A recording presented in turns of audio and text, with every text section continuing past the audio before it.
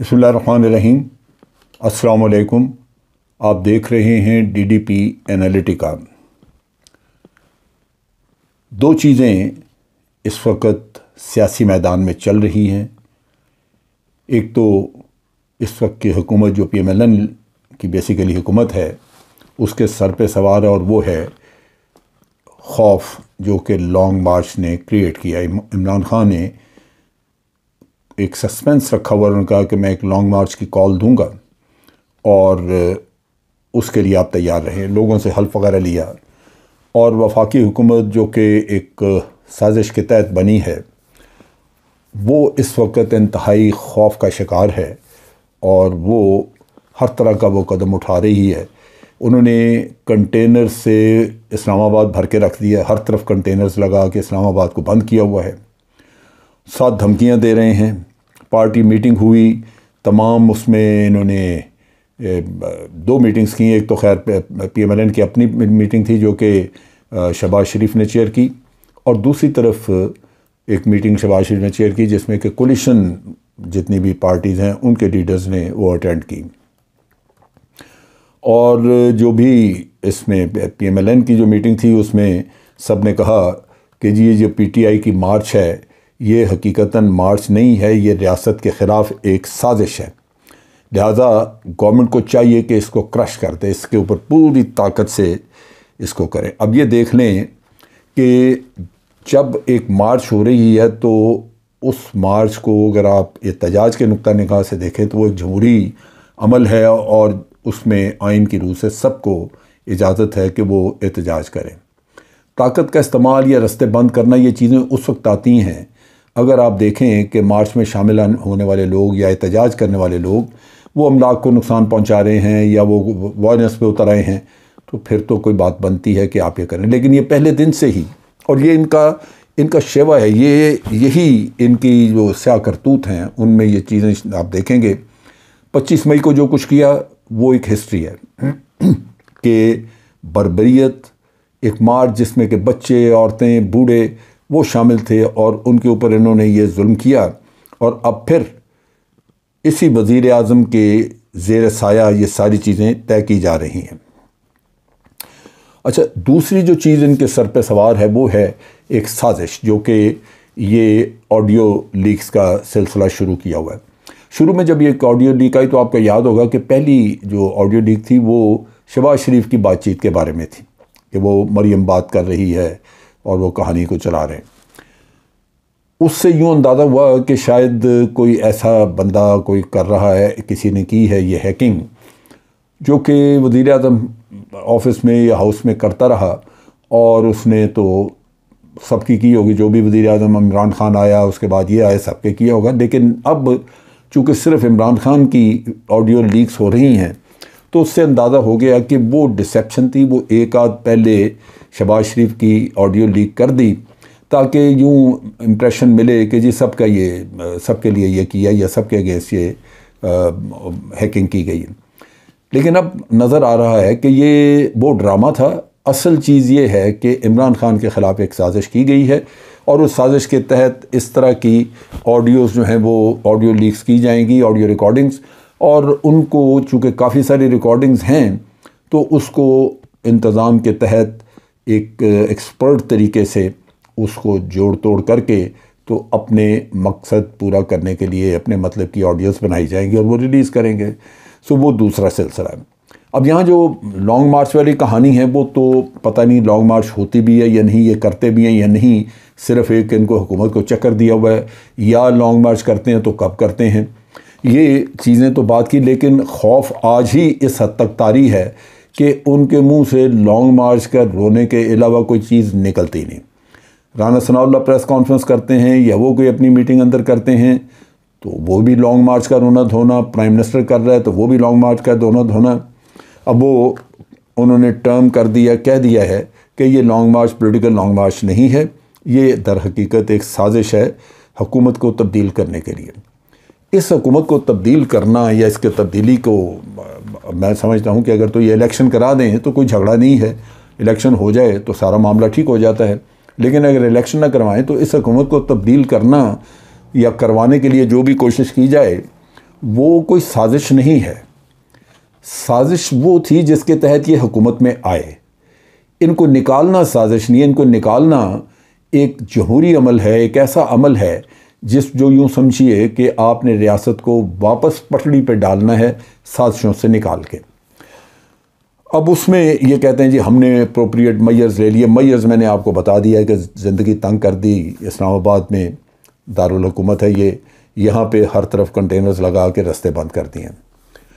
अच्छा, फिर गवर्नमेंट ने ये भी इत्तफाक किया कि ये इन्होंने ऐलान किया कि लॉन्ग मार्च में जो लोग शामिल होंगे उनका वो हशर किया जाएगा कि वो एक मिसाल बना दी जाएगी। यानी जो लोग इस लॉन्ग मार्च में आएंगे या इसको करेंगे उनकी, और फिर यही वापस रोना साइफ़र का भी आ गया। अब साइफ़र ऑडियो लीक से जोड़ा हुआ है कि वही ऑडियो लीक, और उसमें कहा जी कि वो साइफ़र था, वो भी साजिश थी कि साइफ़र में इन्होंने कहा कि हम किस तरह प्ले करेंगे, ये गेम किस तरह चलेगी, और फिर वो एक साजिश बन गई कि भाई साइफ़र को पब्लिक में ला के दिखाया जाएगा और उसकी वजह से ये एक स्कीम के तहत ये कहा जाएगा कि जनाब ये साजिश के तहत आए। साजिश के कई पहलू मैं बहुत सारी वीलॉग्स में पहले भी कह चुका हूँ कि ये नज़र आते हैं, इसमें कहने की सुनने की किसी की कोई ज़रूरत या गुंजाइश नहीं है। इतने पहलू हैं उसके साजिश के कि अगर उनको सबको इकट्ठा किया जाए तो साजिश की एक तस्वीर सामने आ जाती है जो कोई जुटा नहीं सकता। यही तो वजह है कि इसके ऊपर इंक्वायरी नहीं करते। अगर इंक्वायरी ऑर्डर हो जाए तो ये रोज़ की चकचक ख़त्म हो जाए। इमरान खान अगर सबूत सारे शवाहिद सामने ना रख सका तो वो झूठा, और अगर आप ना रख सके और ये शवाहिद से साबित हो गया कि वाकई साजिश थी तो फिर आपको पकड़ के बाहर किया जाएगा। ये वो कत्ल करने को तैयार नहीं, क्योंकि उनको अंदाज़ा है कि ये चीज़ साबित हो जाएगी और फिर हुकूमत से निकलना पड़ेगा।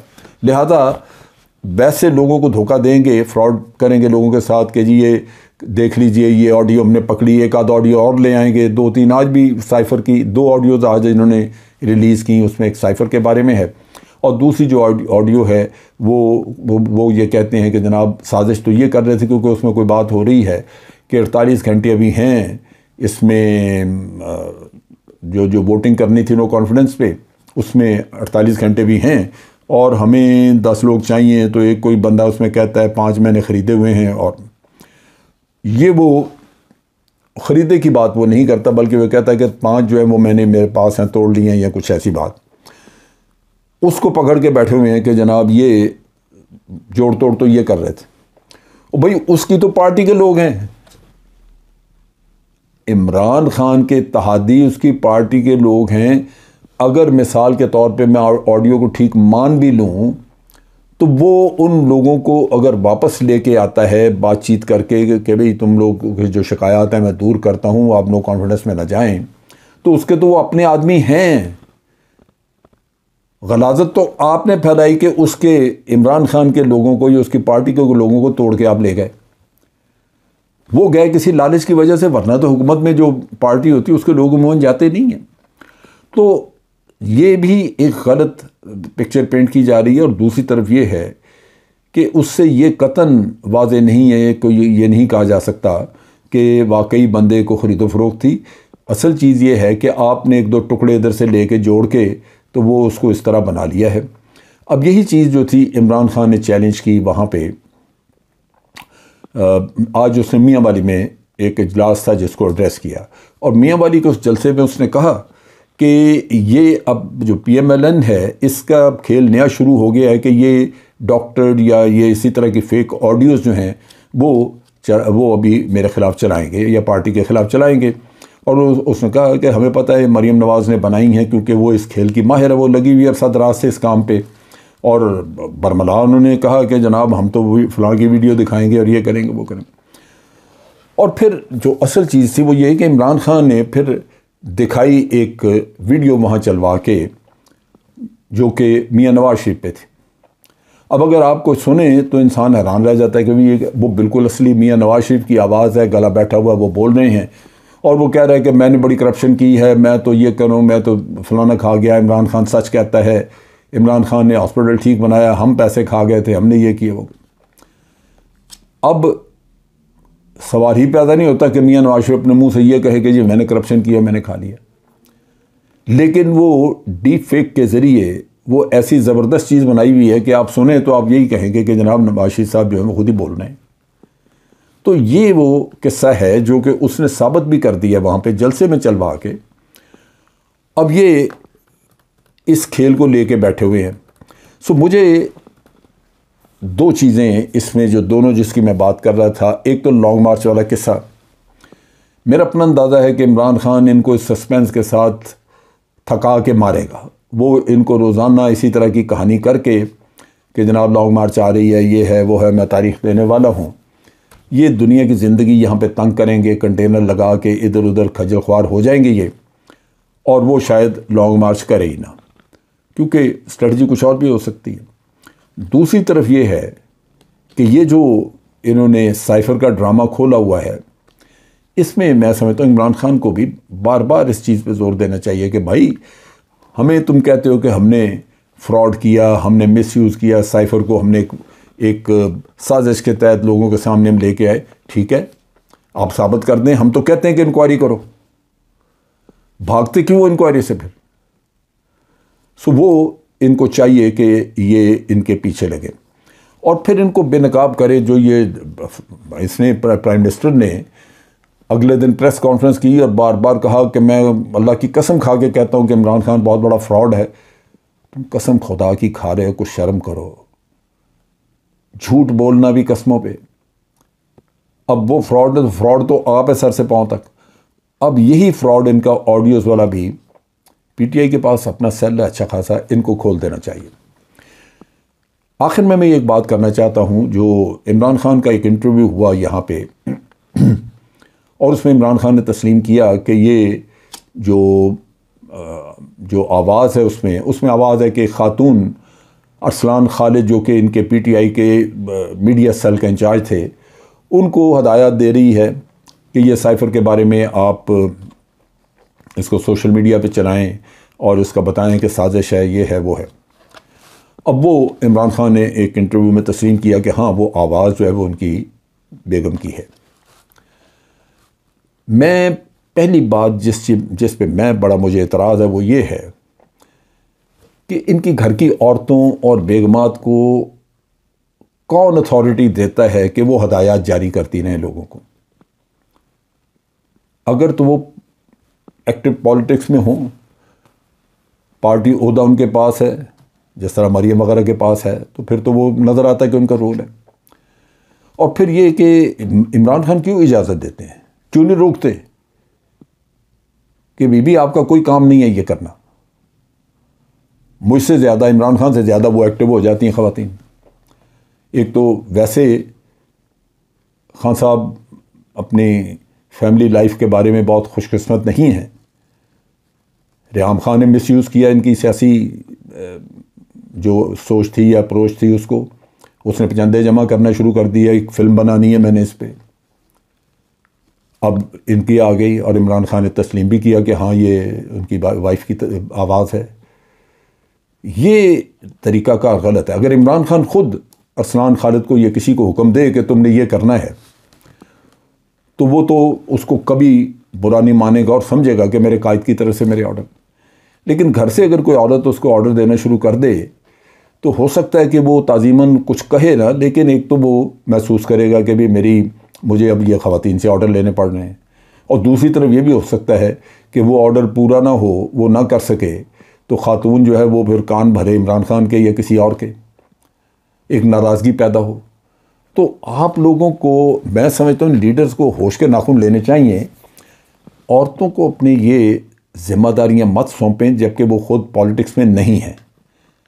पहले ही चैमेगोइयाँ और बहुत सारी बातें चलती हैं जो कि नून लीग एक्सप्लॉइट करती है। कभी वो कहते हैं ये तावीज़ करती हैं, कभी ये कहते हैं जादू करती हैं, ऊपर से आप उनको ये खुली छुट्टी दी हुई है कि वो ये करें।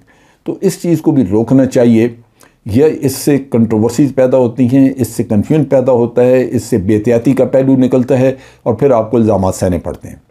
बेहतर यही है और होना यही चाहिए कि घर से और किसी को कोई इख्तियार नहीं होना चाहिए।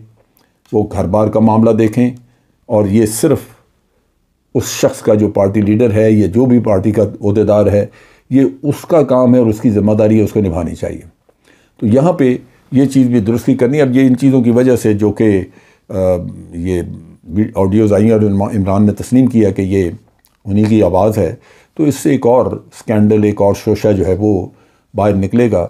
सो इन चीज़ों से पहले ही यहाँ पे काफ़ी सारे गंद मचा हुआ है, काफ़ी सारी इल्ज़ाम तराशियाँ, काफ़ी सारी एक दूसरे के ऊपर कीचड़, ऊपर से अगर आप इस तरह के किस्से साथ लेके आ जाएं तो उससे ज़्यादा गंद मचता है। इससे बचना चाहिए। आज के लिए इतना ही।